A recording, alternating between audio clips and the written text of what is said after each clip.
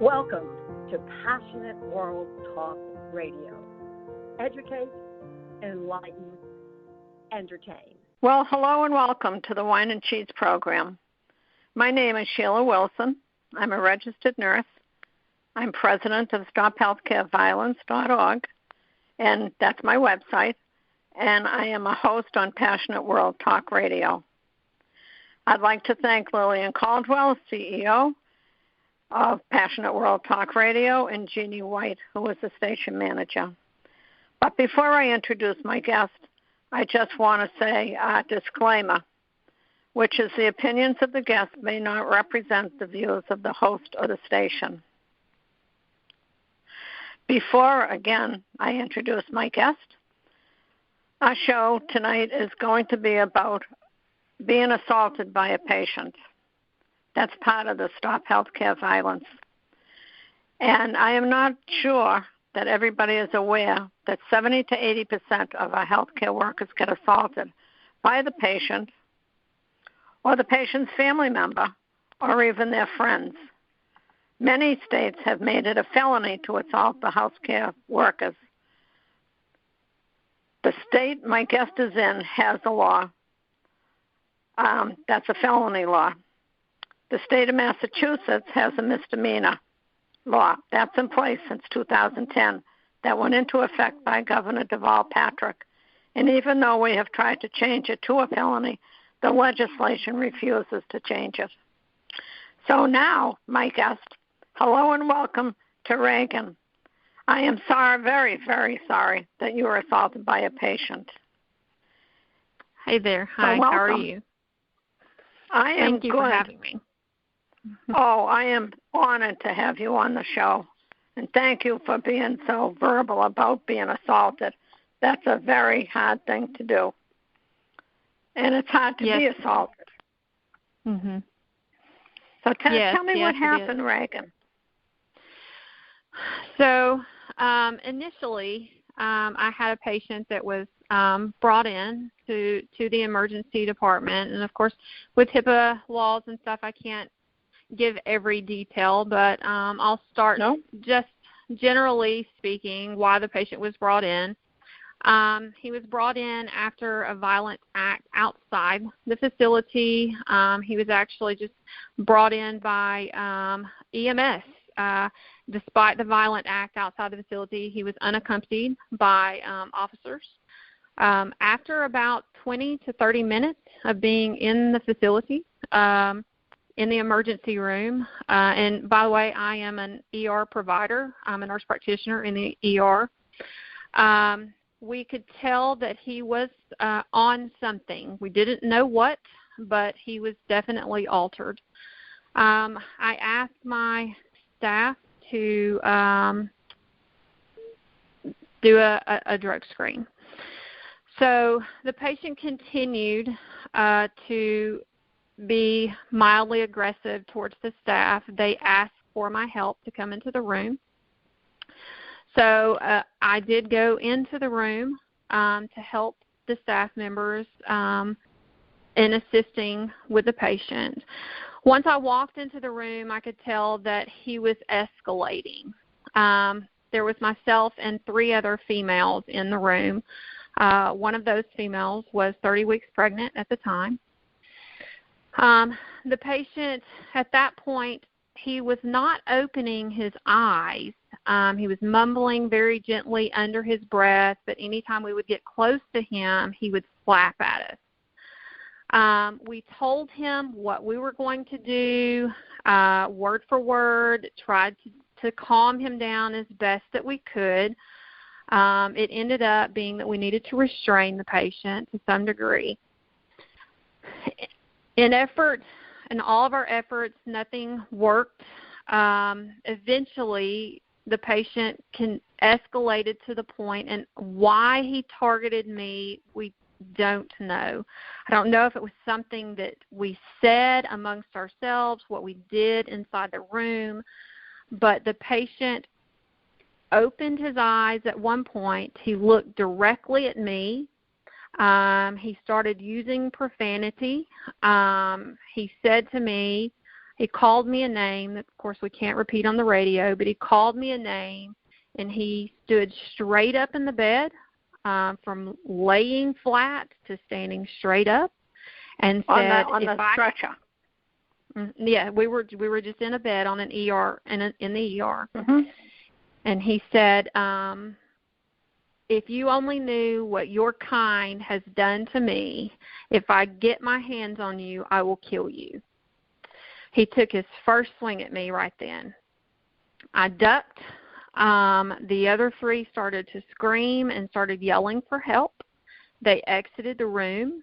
I was in the furthest corner, but luckily there was a computer that was on wheels. So I put myself between the patient and the computer. The computer was between us. He reached over the computer and he grabbed my hair and my face. This is when he ended up scratching me across the face and down the neck. And he tried to attempt and grab a hold of my hair, but I leaned back against him and shoved the computer at him at the same time. And that put enough distance between us that it loosened his grip and I was able to get to the door. I tried to pull the door closed and lock him in the room, but he was strong enough that he pulled the door out of my hands. He continued to tell me and call me names and say, if I can just get my hands around you, I'm going to kill you. I'm going to kill you. And continued to cuss at me. He chased me all the way down the ER hallway until we rounded the nurse's station. When we rounded the nurse's station, he took another swing at me, which I ducked. At this point, I just said, this isn't going anywhere. It's either going to end here, me and him, or somebody's going to end up hurt. So I turned and I faced him, and flight just left me, and I said, this is it. It's me and him. There was a chair between us. I just took the chair and I shoved it at him, and it caused him to stumble.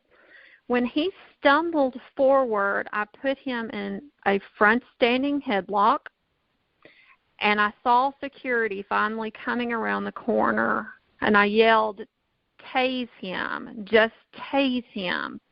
And security, which I later found out, was unable to do that because he did not have a weapon. And at that point she said, I can't. And I said, tase him now. And she said, I can't. So I turned to my coworker and I said, get me a phone cord. And she said, what? I said, get me a phone cord. When she realized what I was asking for, I had actually looked. I turned my head and I saw a phone close enough to me that I was able to reach for it, and I actually pulled the entire phone completely off the desk and out of the wall. When she realized what I was doing, my coworker ran over. We ended up taking the patient to the floor, and we wrapped him completely up with a phone cord and restraints. I wrapped him up, wrapped both feet and hands, basically nearly hog-tied him, as what we say in Alabama. Wow. He stayed down. He continued to cuss. He continued to say, I'm going to get out of here. I'm going to kill you. I'm going to kill you. He went back and forth to, I'm sorry, let me go, to, I'm going to kill you. Security was present. 911 was called. Officers responded. I'm bleeding. I'm shaken, but everyone is safe, and that's what mattered. I was shaken, but everyone was safe. So the statements were taken. Officers still left him with us, and that's pretty much where the story ended that night. It wasn't till Monday before I was actually allowed to file charges against him. And again, officers left him unattended in our ER with us. Okay, I have a couple of questions not to lose your train of thought, though. Security came. It seemed as though they took a little while, so I don't know how much security you have. And wouldn't his hands be a weapon? It's not a knife or a gun, but he was assaulting you with his hands and his arms. So why can't they tase? That was my question. That was one of my questions. And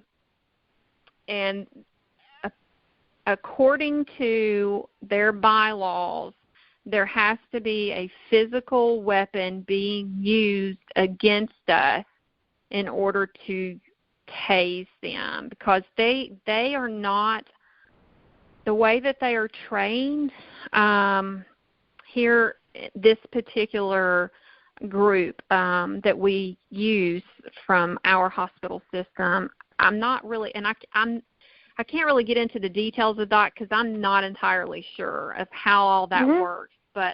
But I do know that it has to be a physical weapon. It has to be like a gun or a knife or a stick or, let's just say a mouse from a computer board or the keyboard, something physical that they are hitting us with in order to use the taser. And I mean, I can understand that. They have been trained, though, to be able to take down the patient, to help us in reviewing the video after the fact, because all of this was captured on video, all of it. And reviewing that video, she did, that particular officer did come and help assist in the takedown process thereafter. So she was helpful in that situation. Now, what about administration? Have they gotten in touch with you at all? Are they supportive? Yes, they are. Our particular hospital administration has been very supportive of the entire process. They were supportive even at the beginning in turning over all the evidence, all of the security tapes. When they subpoenaed the records, they turned it all over. We handed the entire case over to the DA on a silver platter, basically. Wow. So, and again, hospital administration has been very forthcoming with an attempt to make our ER more a better stable environment for us, for healthcare workers in general. We have the signs up now that say that it's a felony, to attack a healthcare worker in Alabama. Just, if nothing else, to try to make people understand that, hey, hands off, you don't touch us. Just to deter that violence that's coming out in people. Are you seeing a lot more violence since the pandemic? We are. It seems as though in our particular area that we are seeing a huge influx of psychiatric patients and drug-related incidents. People are more self-medicating in our area. They're not going to see their psychiatrist. They're not going to their doctors. They're not filling their medications as they should. Instead, they're self-medicating on, drugs and alcohol and such. And I think that's been true since the beginning of the pandemic. We weren't seeing this, a couple of years ago, this influx that we're seeing now. I don't know if that's true in your area, but it certainly is here. There seems to be a lot more violence. I'm not in the ER anymore. I spent 17 years in it, and I'm at the age where I can't run or bend or hide as fast as I used to. And our security guards are hands off. So it's almost like, if I get assaulted now, it'd probably break my bones, that's how old I am. But it's worse. I just got an email from somebody that worked over in one of the hospitals, and she's over 60 working, full time. and she just brought somebody to court because they assaulted her. So she's over 60. So that's good because, she's like a senior, and that at least she can charge the person and maybe get somewhere with them because these guys need help. Yes. This is can you say what he did that you found out? Prior to my particular incident or just his prior record? His, either one, whichever you can do.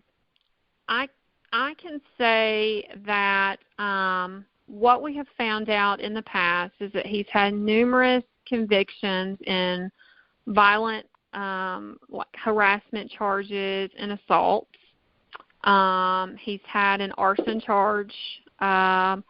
He's had numerous drug charges, paraphernalia. He's had an eluding the police charge.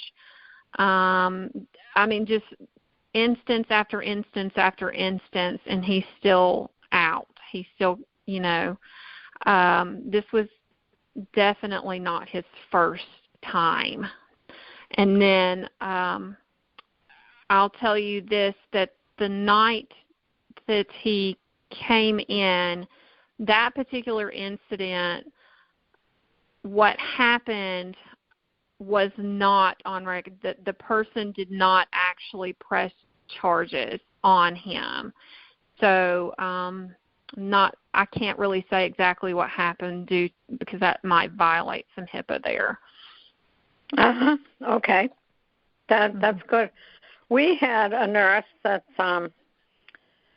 she was out in triage. I don't know how your triage is, but our triage or her triage was that she would be the only nurse out there, and she had registration out there. And she saw somebody walking around, didn't pay, that much attention. He didn't seem as though, she didn't feel as though he was going to, come in and be a patient. She might have thought that maybe he was waiting for somebody, or, sometimes they kind of wander around triage if they can't get into the rest of the hospital. And all of a sudden, he comes over to her and stabs her 11 times. Oh, I don't know if you ever read that. She was, her name was Elise Wilson, and she came from Massachusetts, and she was on life support. And he was out in his car sharpening his knife before he showed up. Nobody saw him out there doing that. There wasn't, I guess, any security around the parking lot that would walk around and wonder why somebody's sharpening a knife. But maybe, in that part of town, maybe there's hunters and stuff like that. And I don't know if it's something that somebody would actually knock on the window and say, hey, what are you doing, buddy? And the reason why he stabbed her was he was very, very upset over the care he received 2 weeks before that. Oh. So you never know what's going on with the patient. And Never. And for you to pick up that this patient was already escalating was terrific, because it could have been worse. So much worse. If you didn't notice that, and he just got maybe 5 minutes more into it, he could have really done some damage. And for you to put him into a headlock, where was the doctor? Was he around, or your doctors don't assist? Bless his heart. He was actually in a procedure, a sterile procedure in another room, and had no idea that anything was going on until he walked out and saw the police and the guy on the floor. And he was stunned. He was like, what have you done? And you hog-tied him. Yes, and we give him lots of grief about that even to this day. It's really amazing. the doctors get so involved, especially if they're in a sterile field or anything like that, and sometimes the doors are locked, they're shut, and they don't hear it. But that had to be, you must look at that, and, well, maybe you wouldn't see it as somebody else would see it, but I can't even imagine your thought process when you saw the telephone and you started hog-tying that guy. That had to be terrific. You got him to stop. You saved that whole ear. Well, they say lots of things about me. I have lots of nicknames in this ER. And they are always looking out for, waiting for me to take those patients, those ones that are usually the most unusual or the ones that are the loudest. They're just like, Reagan will take that one. But, I grew up in martial arts. My father was a martial arts instructor, and he made sure that all of us children knew self-defense and made sure that we could handle ourselves in certain situations. And I think that's important. I think that's very important for all nurses. You have to be aware of your surroundings. If you are not aware of your surroundings, dangerous things can happen. And I so encourage, if you have not been through just a basic self-defense course and you work in the healthcare field, it's necessary just to protect yourself. Not so much to harm a patient, but just to protect yourself. And be aware of your surroundings and know what you can use and when you can use if it's necessary to help yourself out of certain situations. I knew that restraints were way too far away, but I knew that cord would hold up. And I knew that if I could get that around his wrist, that he could not hit me anymore.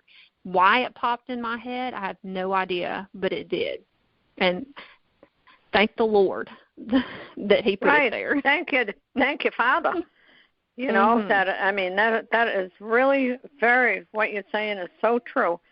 In the hospital I worked for, the police came and they taught us self-defense, and they told us one of the best weapons was our voice.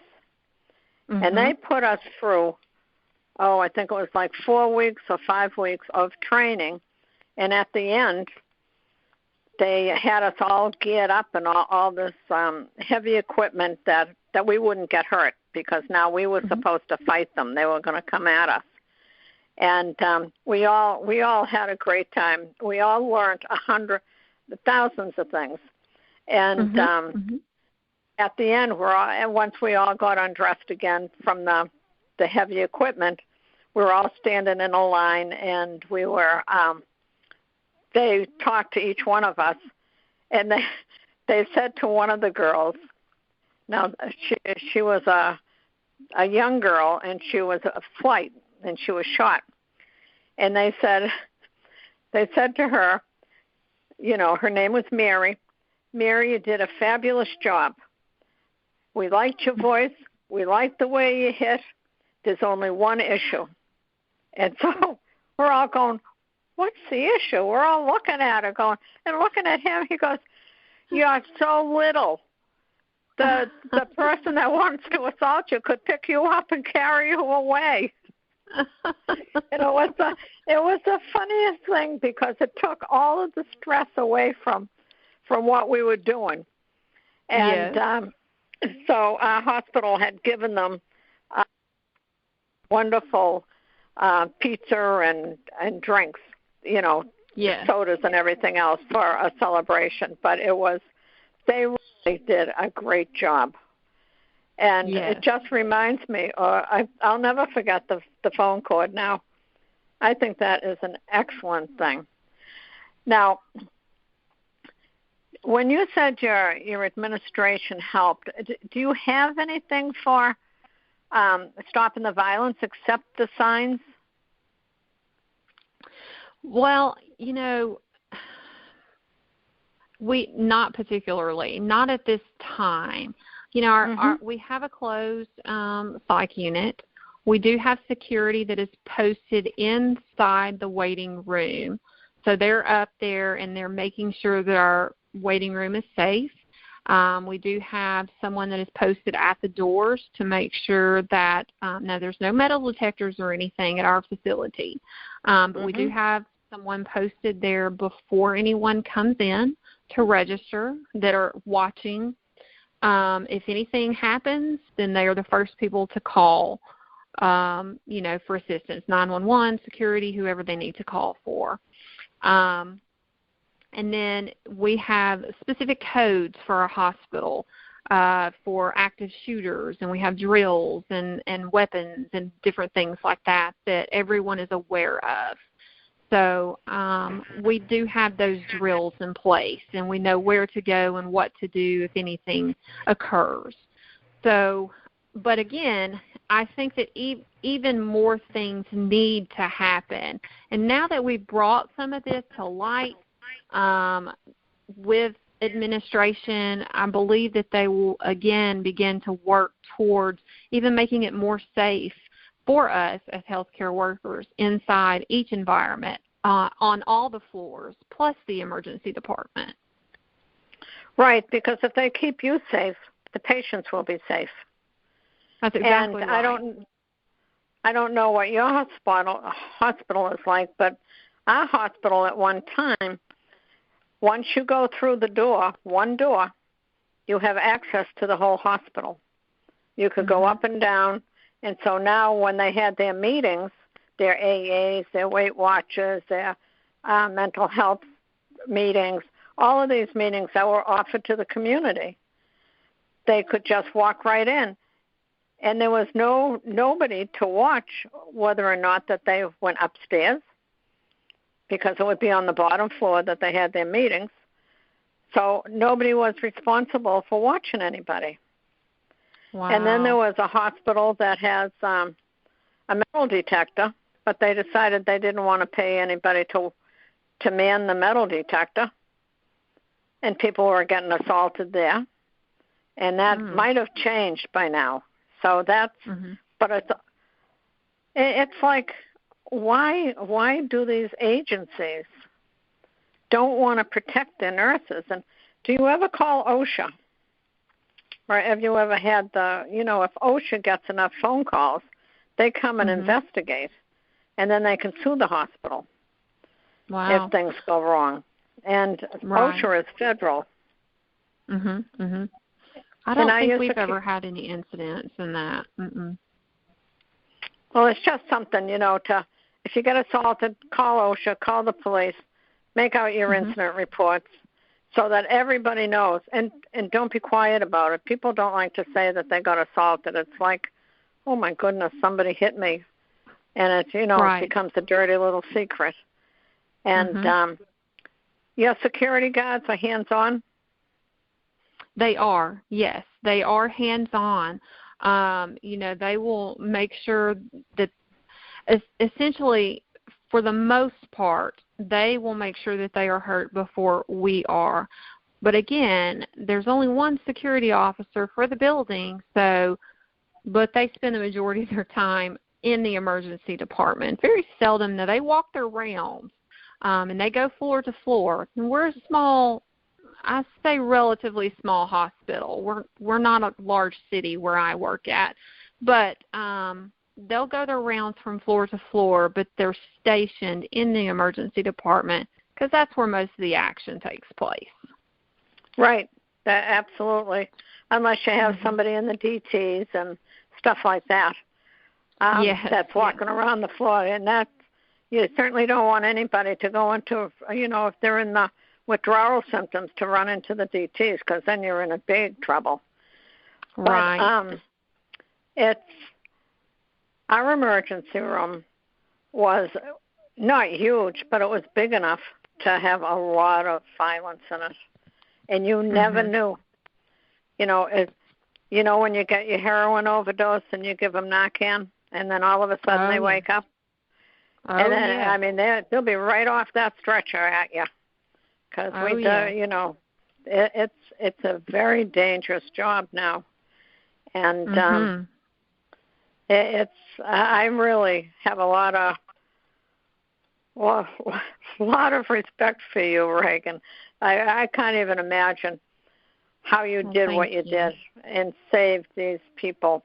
And thank you. Is there anything else you would like to talk about? We have a couple of minutes if you'd like to say something. I can't really think of anything too much else to say. I would like for this to reach even further out from just us. I would like to see even our first responders, for us to be able to stop some of the violence that they are seeing also to some degree.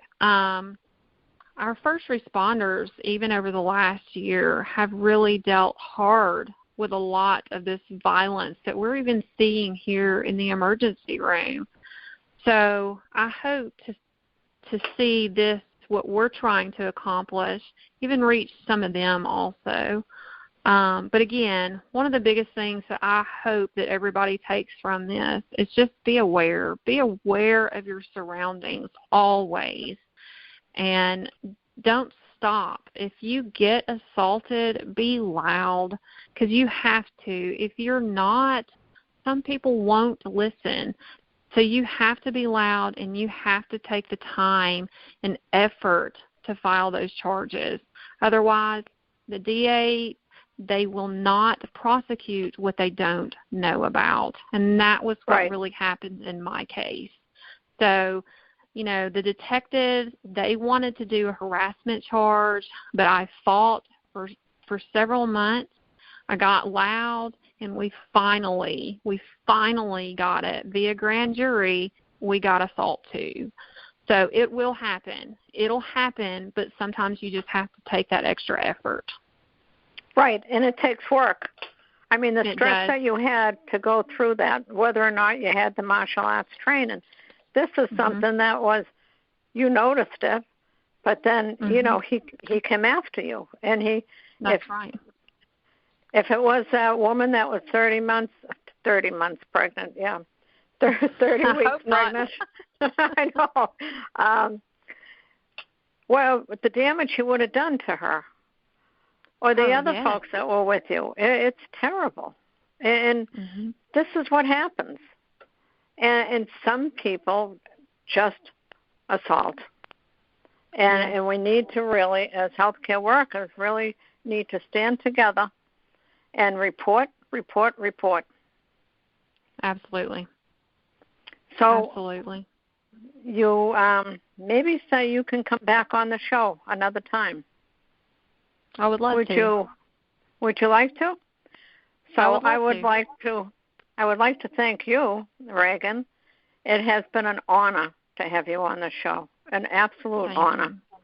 And I'd like to thank everybody that has been listening, and hopefully will be listening to Regan's story and all the healthcare violence that is going on. Thank you. Thank you for listening to Passionate World Talk Radio. You can listen to this program all over again by going over to https://passionateworldtalkradio.com. You can also hear it on Spotify, Spreaker, Amazon Alexa, AMFM247.com every Tuesday evening between 8 and 9 p.m. YouTube, Facebook Live, LinkedIn, and all the other podcast directories one can find on the Internet.